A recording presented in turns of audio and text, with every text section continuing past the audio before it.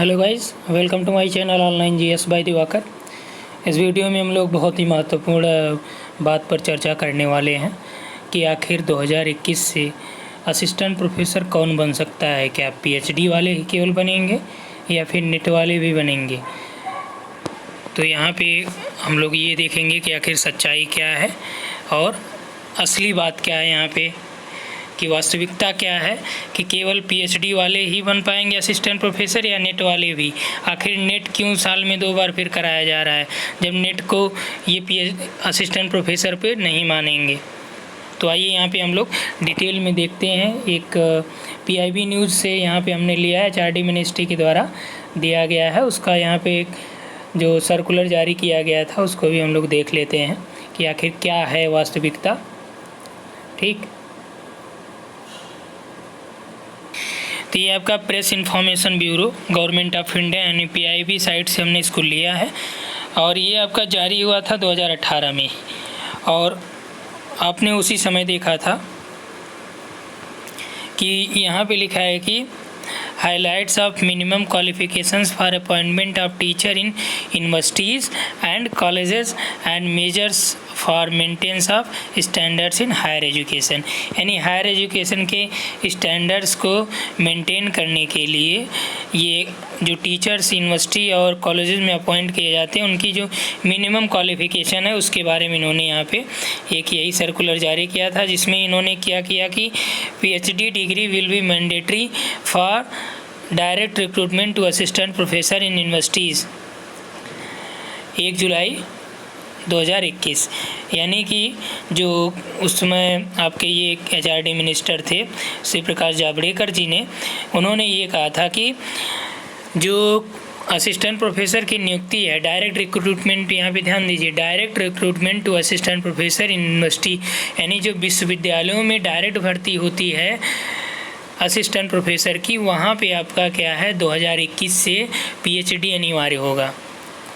क्या होगा, वहाँ पे ही आपका पीएचडी अनिवार्य होगा। और यहाँ पे आपको एक बात और बता दें कि जो यूनिवर्सिटीज़ में नियुक्तियाँ होती हैं असिस्टेंट प्रोफेसर की, वो किस तरह से होती है। तो यूनिवर्सिटी में अब तक जो नियुक्तियाँ रही हैं उसमें क्या होता था कि मिनिमम आपका क्या होना चाहिए, आपके पास नेट होना चाहिए। लेकिन वहाँ पे यूनिवर्सिटीज़ में एपीआई बनता है। एपीआई का मतलब होता है एकेडमिक परफॉर्मेंस इंडेक्स।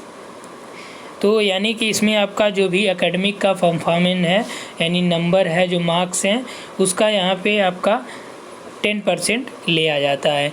मान लीजिए आपका हाई स्कूल में 80% है, तो अलग अलग निर्धारित किए जाते हैं एपीआई के लिए मानक। अलग अलग यूनिवर्सिटियाँ अलग अलग भी रखती हैं, यूजीसी का मानक अलग है। कई जगह आपको देखने को मिलेगा कि यूनिवर्सिटीज़ अलग रखती हैं कि 60% से ऊपर है 80% तक तो सेम आपको पॉइंट मिलेगा। तो यानी कि इसमें फ़ायदा उन लोगों को हो जाता है जो पीएचडी धारक होते हैं। तो पीएचडी वालों को यहाँ पे 25 पॉइंट अलग से दे दिया जाता है और जो बंदा नेट होगा उसको कम से कम 7 से 8 पॉइंट ऑलमोस्ट मिलते हैं। तो इन दोनों में काफ़ी डिफ़र हो जाता है। इसीलिए आप देखते हैं कि मैक्सिमम सेलेक्ट यूनिवर्सिटी में असिस्टेंट प्रोफेसर वही होते हैं जो पीएचडी कंप्लीट कर लेते हैं। ठीक, तो यहाँ से क्लियर हुआ कि 2021 से कौन लोग या कहाँ पे अनिवार्य हो जाएगा पीएचडी, यूनिवर्सिटी में। जबकि जो नेट वाले हैं इनकी भी बात कर लें कि नेट वाले कहाँ के लिए हैं। तो यहाँ पे देखिए लास्ट वाला ये कि PhD degree shall be mandatory requirement for direct recruitment to post of assistant professor in university with the effect from 1 July यानी 1 July 2021। However, master's degree with NET or PhD will be continued to be the minimum eligibility requirement for direct recruitment to the post of assistant professor in college। समझ में आई बात कि जो आपका net का exam हो रहा है या पीएचडी का जो आप हैं, तो जो कॉलेजेस में वैकेंसी आएगी डायरेक्ट रिक्रूटमेंट के लिए उसमें आप एलिजिबल होंगे, यानी नेट वाले यहाँ पे एलिजिबल होंगे और उनके पास मास्टर डिग्री होनी चाहिए। समझ में आई बात। जैसे आप देखते हैं कि हायर एजुकेशन से जब वैकेंसी जाती हैं तो वहाँ पे क्या होता है कि आपका एग्ज़ाम होगा, एग्ज़ाम के बाद आपका वहाँ पे इंटरव्यू होता है। एग्ज़ाम में पहले आपको पास करना होता है, फिर इंटरव्यू होता है। जैसे आपका मध्य प्रदेश लोक सेवा आयोग कराता है, यूपी में Uttar Pradesh higher education commission है, और आपका वहाँ पे राजस्थान में जो है वहाँ का भी आरपीएससी कराता है। इसी तरह से बिहार में जो वैकेंसियाँ आने वाली हैं, बिहार में एक नया विश्वविद्यालय सेवा आयोग गठित किया गया है, जिसके तहत वहाँ पे वैकेंसी लाई जाएंगी। और आपने देखा कि छत्तीसगढ़ का भी वैकेंसी आई थी, तो वहाँ पे ये एग्ज़ाम होना है। तो छत्तीसगढ़ जो असिस्टेंट प्रोफेसर का वैकेंसी है, वहाँ पे भी आपका यही चीज़ है। हरियाणा में आप देखे थे कि वहाँ पे भी एग्ज़ाम कराते हैं। तो एग्ज़ाम कराने के बाद कई जगह, जैसे हरियाणा गवर्नमेंट क्या करती है, HPSC Haryana public service commission क्या करता है कि जो आपका यहाँ पे इन्होंने स्क्रीनिंग तो कराया ही, रिटन एग्ज़ाम के बाद ये इंटरव्यू बहुत कम मार्क्स का रखते हैं, और साथ में यहाँ पे ये PhD वालों को वरीयता देने लगते हैं। यानी PhD पे आपको इतना मार्क्स रहेगा, नेट पे इतना है और JRF पे इतना है, ये सभी यहाँ पे अलग से मिलते हैं। तो इसलिए यहाँ पे थोड़ा सा आपका, यदि केवल नेट आप पास हैं तब आपको रिटन में अच्छा खासा स्कोर करना पड़ेगा, क्योंकि जिनके पास एक्स्ट्रा है PhD वगैरह, वो वहाँ पे आपसे लीड ले सकते हैं। तो यहाँ पे क्लियर हुआ, क्योंकि सबसे ज़्यादा कन्फ्यूजन लोगों को यही है, और सब भाग के क्या कर रहे हैं कि कहीं प्राइवेट यूनिवर्सिटी में भी एडमिशन ले रहे हैं PhD के लिए।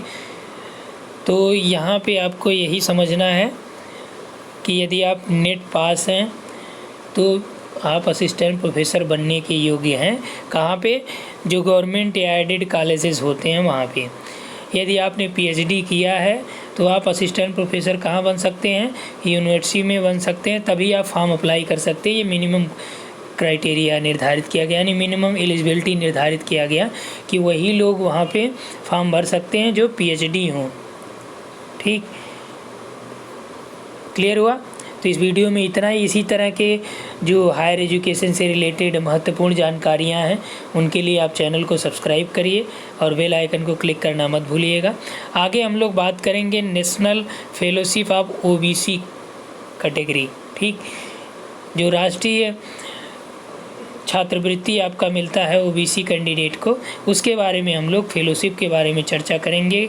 इसमें कुछ परिवर्तन किया गया है कि नेट वालों को भी JRF की फेलोशिप दी जाएगी, तो उसके बारे में चर्चा करेंगे, किन को मिलेगा, कैसे मिलेगा और कब कहाँ से मिलेगा। ठीक, तो इस वीडियो में इतना ही। Thanks for watching.